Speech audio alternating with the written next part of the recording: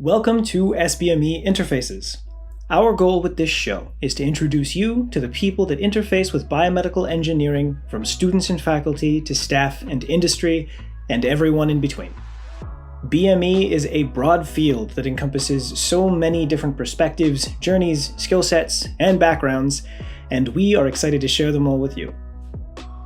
We're very excited today to be interfacing with Ali Tehrani. He's the co-founder of Zymeworks, a clinical stage biopharmaceutical entity focused on discovery, development, and commercialization of next-gen multifunctional biotherapeutics. That's a mouthful. He serves as the president and CEO and sits on the board of directors.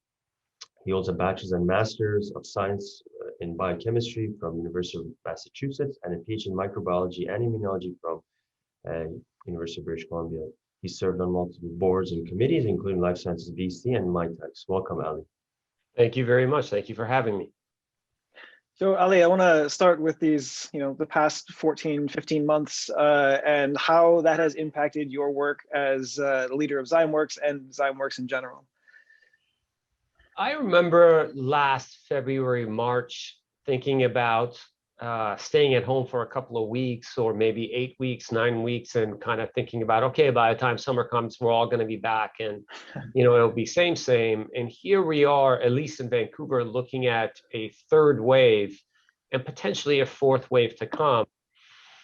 So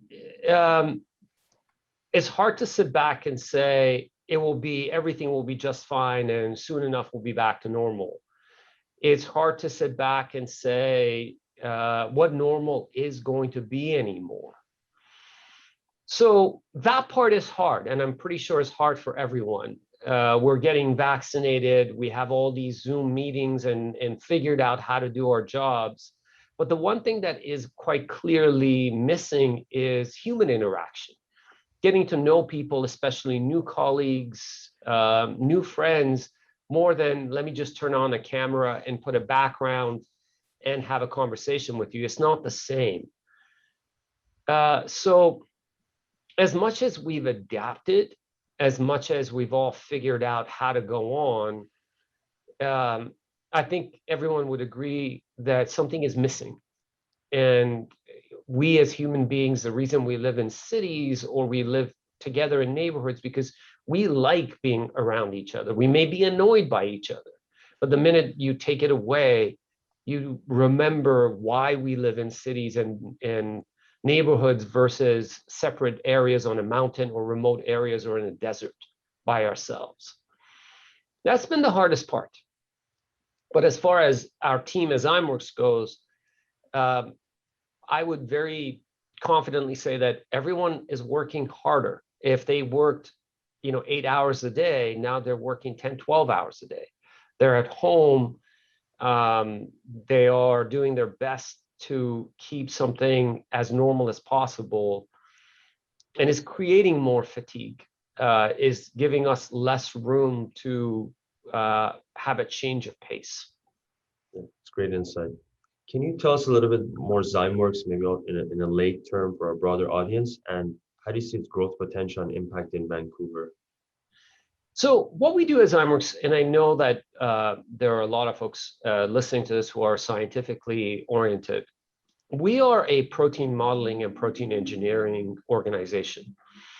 From the days I was at UBC and in my own PhD research, where a lot of people are looking at the function of a protein, and the way you look at it is by mutating a protein and then looking at what was lost or what was gained and then drawing some sort of a conclusion on the function. These days, you don't have to go to that extreme anymore. These days, you can simply use computational modeling, especially with the software, with the horsepower that is available in computers, to really understand that structure-function relationship. And that's what we do. We can take any protein and relate the structure to its function. We can look at single amino acids. We can look at clusters of amino acids. We can look at loops. We can look at chains and decide what function do they play. And then once you have that understanding, you have the power to start changing. Whether you're inserting mutations, deleting a region, and seeing what happens especially when it comes to protein-protein interaction, or specifically in Zymeworks' case, where we're interested in antibodies, how you can increase binding affinity, avidity, interactions with other members of the immune system through different receptors. You really get to protein engineering to address the need of a biology that you're trying to solve. And in our case, that's cancer. Our lead program is an anti-HER2. Again, many people will know the HER2 protein. We are looking at HER2 as a member of the ERBB family, and we understand that HER2 is required for us to exist as human beings and function, but at the same time, its relationship to HER2 positive cancers and how it goes about doing that through ligand dependent or independent pathways. And how do you best defeat the biology that ultimately becomes breast cancer or gastric cancer, or every major organ of the body can become essentially a HER2 positive cancer. How do you use antibody engineering and protein engineering to defeat that? And it's more than a bind and block. This is a complex biology of receptor-receptor interaction, signaling inside the cell. And then after that signal transduction happens, there's a lot of extracellular activity and intercellular communication that needs to be addressed. At the heart of what Zymeworks does is that we really investigate a biology and then engineer protein or proteins to deal with it. Now, you mentioned in a piece last year for Science World that you remember the moment you fell in love with science. Can you speak a little bit to that moment and how it has carried you through your career, especially into the entrepreneurial side? It was, yeah, absolutely. It was meiosis. I remember sitting in biology, 101, first year college, and watching that black and white video of meiosis. And you think someone had made that video. In other words, that's fake. That's an artist's impression. But when you realize that is happening, you look at from the process of replication to the separation and two cells being made, and then two cells becoming 4 and 4 becoming 8, and essentially that process being the same process that results in the three of us being human beings from one cell to what we are. It was incredibly powerful. It was incredibly eye-opening to realize that no matter what you ascribe to, no matter what your faith is in, that was happening right in front of me. And this was independent of the major religions or the belief systems that are out there or not. This is science. This is, as I said, what I believe is the power of God right there happening. And again, I don't ascribe to any of the major religions. This to me was that power right there, right then. And I wanted to know how. I wanted to know why. I wanted to be a part of it. I felt it was the most powerful thing that could happen. And to this day, that remains the most vivid memory that I have. We still can't change that. I mean, think about how much people have tried to clone living beings, and we still are doing our best to get at its most fundamental basics, and we still can't get it right. Mm-hmm. That's well said. Having pursued your love of science and 3 degrees, what clicked in you to pursue an entrepreneurial route after your PhD? I wish there was the kind of a profound answer that you're looking for. For me, when I finished my PhD, I realized, I had become a world expert in a subject matter that many people don't care about. My PhD thesis was in non-photosynthetic bacteria, or anoxygenic photosynthetic bacteria. And to me, I had to study different proteins that enable a anoxygenic bacteria to survive using the process of photosynthesis. And you have to kind of figure out, well, this is the reaction center, this is the electron transport chain, And it was intriguing to piece the puzzle together.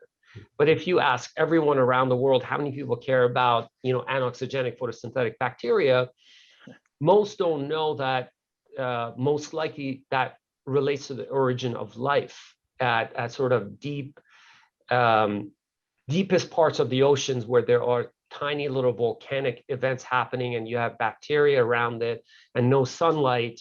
You're getting this ATP production and you're getting energy production. So that aspect made me an expert in an area that most don't care about, don't know about, but it's also not something that you go get a job in.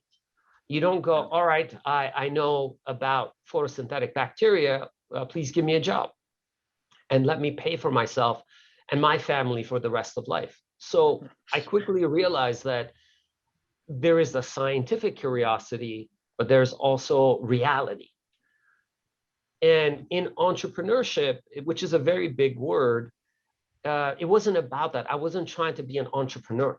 I was trying to figure out, what am I good at? And how can I put that to work?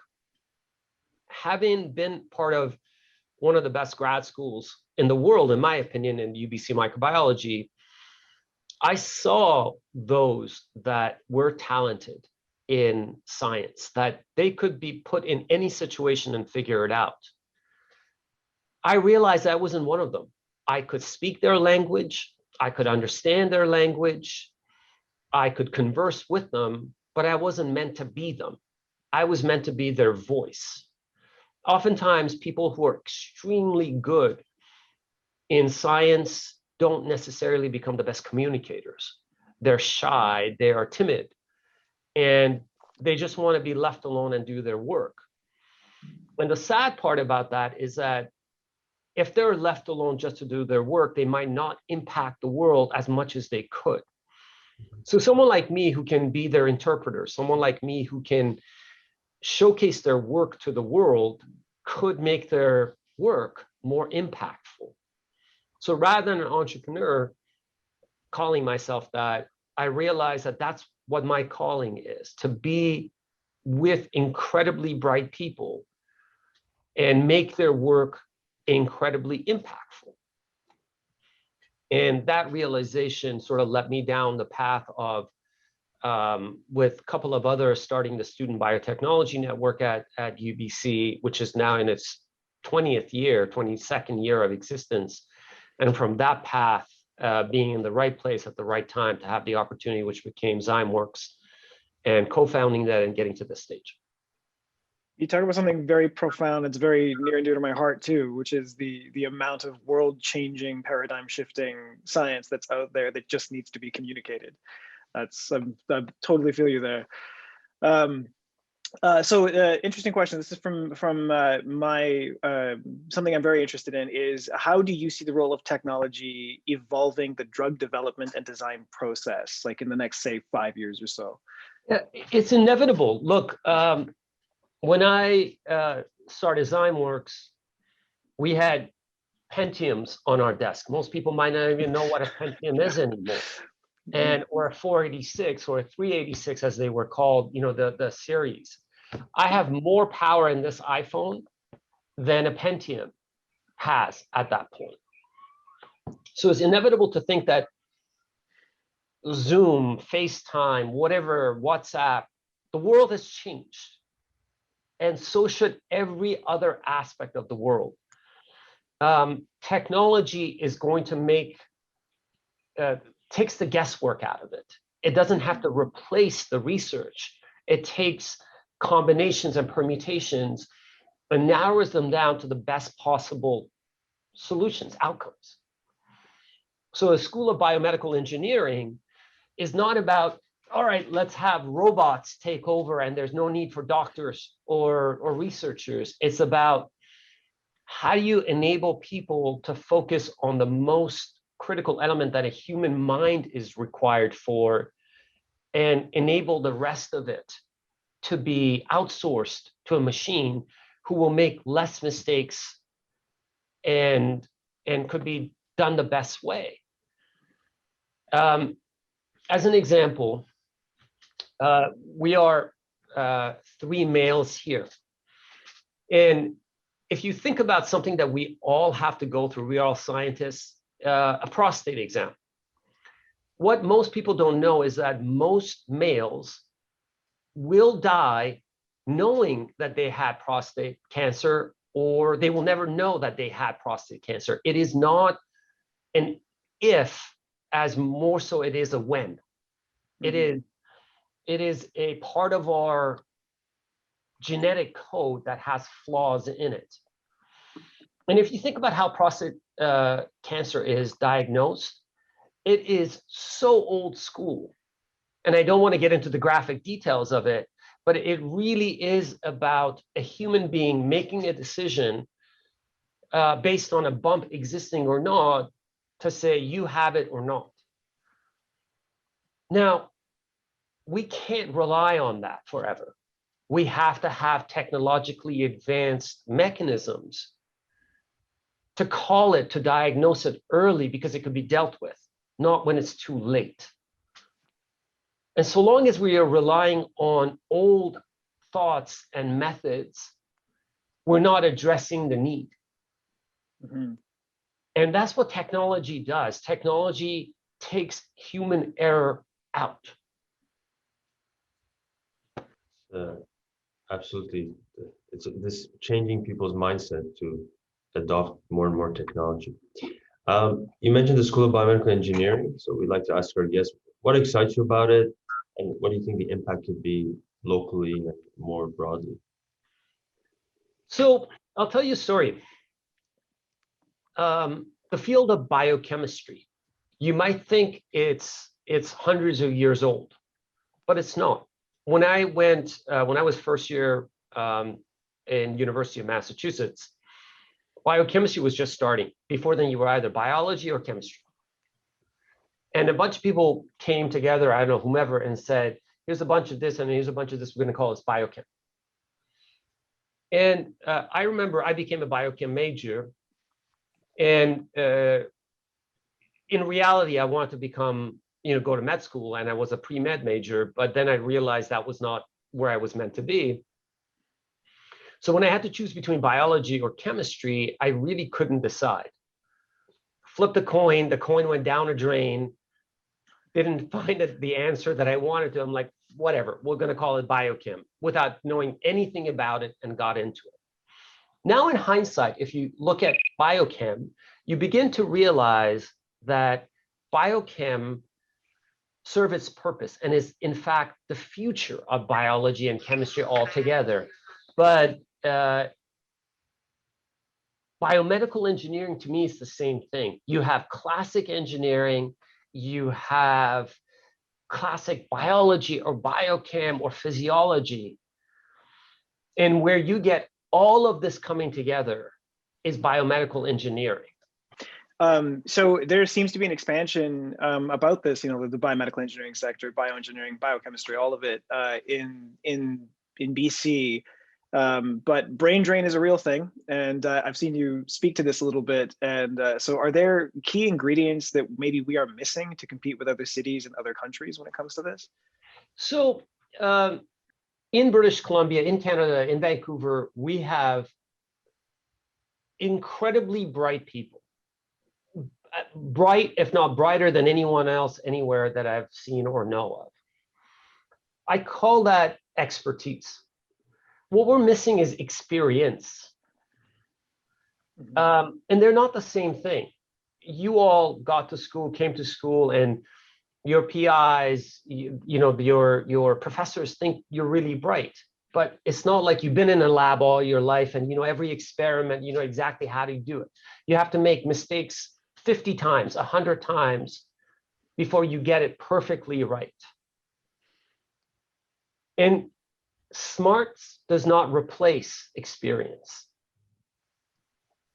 And what we're really missing in our ecosystem is experience. Especially as we want to build for the future. We've lost those people, and they've gone and created experience and gained experience elsewhere. They've gone and and really become parts of different ecosystems and societies, and we need to get them back. But at the same time, we need to keep the people we have and not let them go. And the way you do that is by having companies that can hire, companies that can create the future and provide that job for people to be a part of it. Zymeworks, Accelera, Precision Nanosystems, Aspect. Mm-hmm. We want to keep people. We want to give them a chance to be here. To build on that, do you feel that one area that we can expand on is, I mean, simple as paying people more, maybe competing with other countries that may pay more? Or is that not a factor?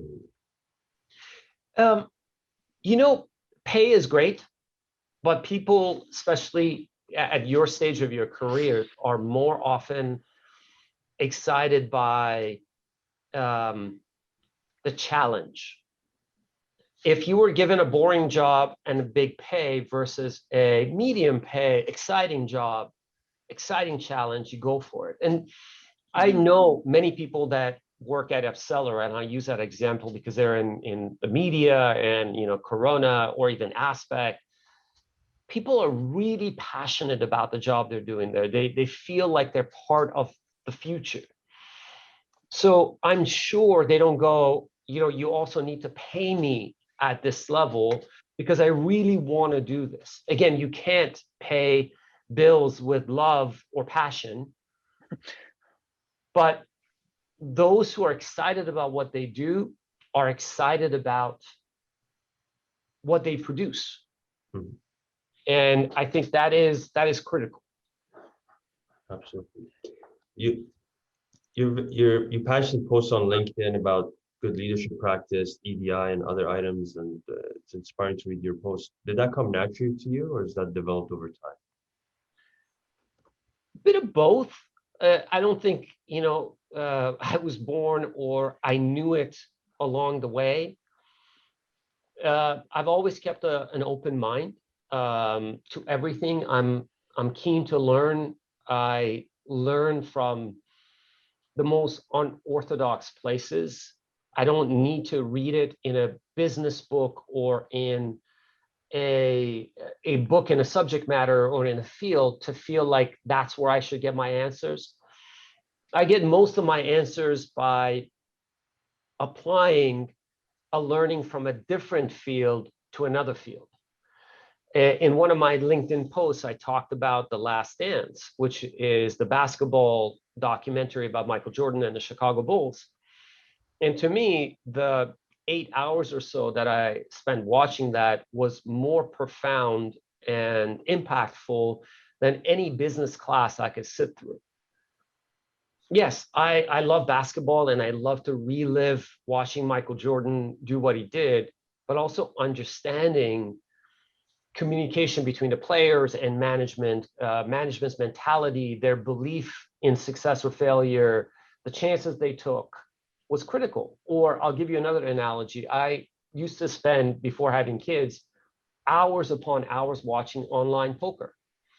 And the reason for that is you're in a situation where you get to see a circumstance, you see 5 or 6 different perspectives, and they don't know about each other's situations. They're making best guesses, but you see everything and you can assume what you would do in that situation.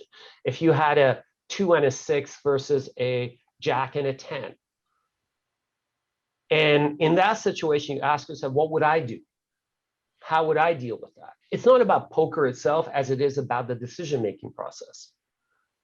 And the fear and the opportunity and the challenge and the risk and the winning and the losing. It's easy for all of us to look at people who have won and justify it. Well, they have this and they had that opportunity and they've been doing this for 15 years and their cousin was rich and their uncle was that. We justify it as opposed to learn from it. So I take many different things in life and piece them together.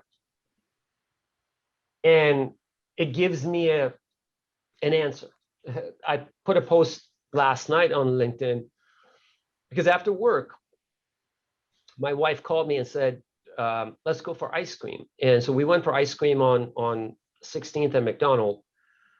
In that moment, I realized how important it was just to stop sometimes, just to forget about the calories or exercise or this, and just for that 1 second, with your family, with your loved ones, by yourself, just stop and enjoy something like an ice cream and not worry about if your phone is buzzing or this person is over there or that person is over there. And that peace was incredibly powerful. So I If think I'm that's thinking of the same go ice ahead. cream store, that place will make you feel good anyways on 16th and McDonald. So aside from, I agree with you too, by the way, that learning is key to, I think all the best leaders are learners. So aside from learning and aside from gathering information from all of these other places, what would you consider to be like a key hallmark of a good leader?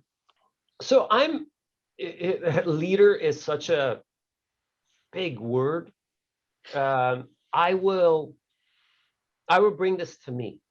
And as an individual, not even a leader, I would say what has made a huge difference in my life is to be open-minded and to be more of a yes and less of a no. I believe we all, when we're making a decision, it comes down to an option, very simple. Either you make a decision from a point of view of fear. What if I look bad? What if I lose? What if ... Or, hey, maybe I could do really well here. Maybe it will work to my favor. Maybe it will lead to this. And we're making this constantly, we're making this decision based on calculated outcomes. Some people really focus on the negative portion, and some people focus on what could be possible. And for me, I've always been about, I play to win versus not to lose.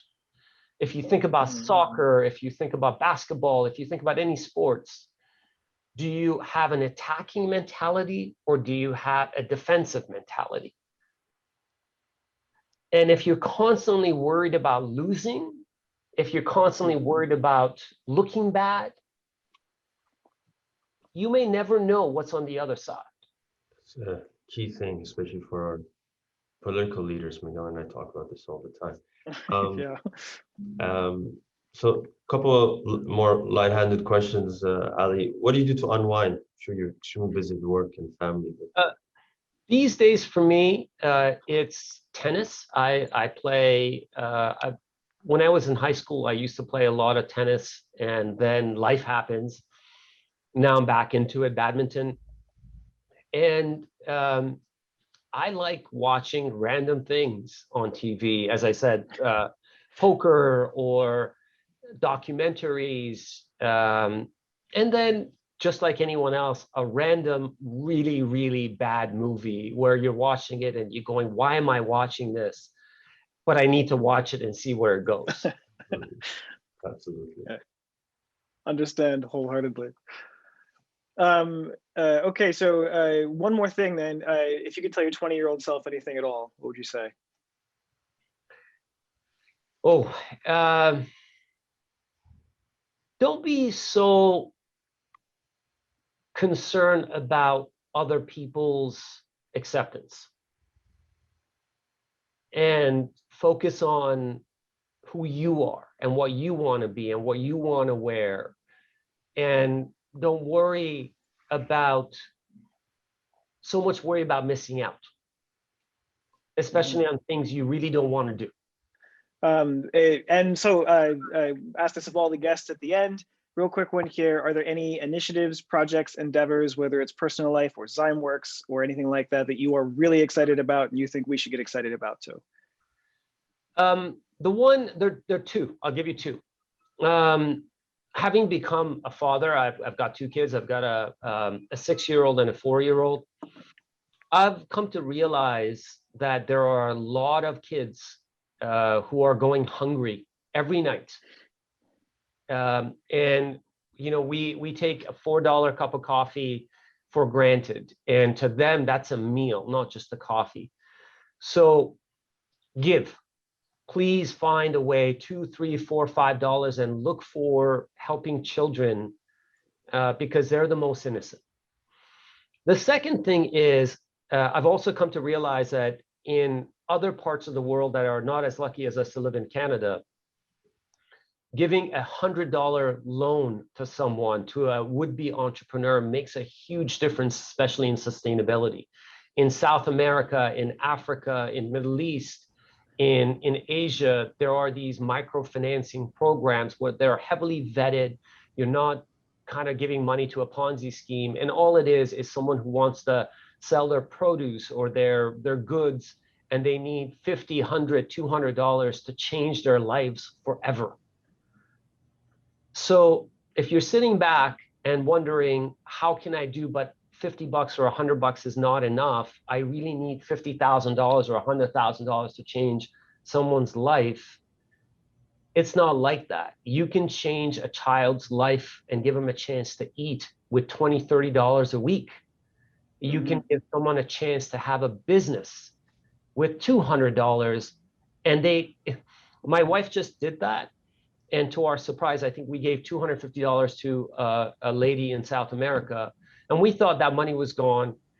And we actually got the money back with a note. Thank you. I started, what I wanted to do, and I wanted to repay you. So you can change the world, and you don't need to be an Elon Musk or anyone like that. You in your position can do that. And I invite you all to take that step. And to your last point, it resulted in a Nobel Prize in terms of microfinancing and whatnot. So it does work, and it's very important. We know you're extremely busy, Ali. Thank you so much for being so open, and we wish the best for Zymeworks and you, and hope we can interact more down the future. Thank you, gentlemen. All the best to everyone.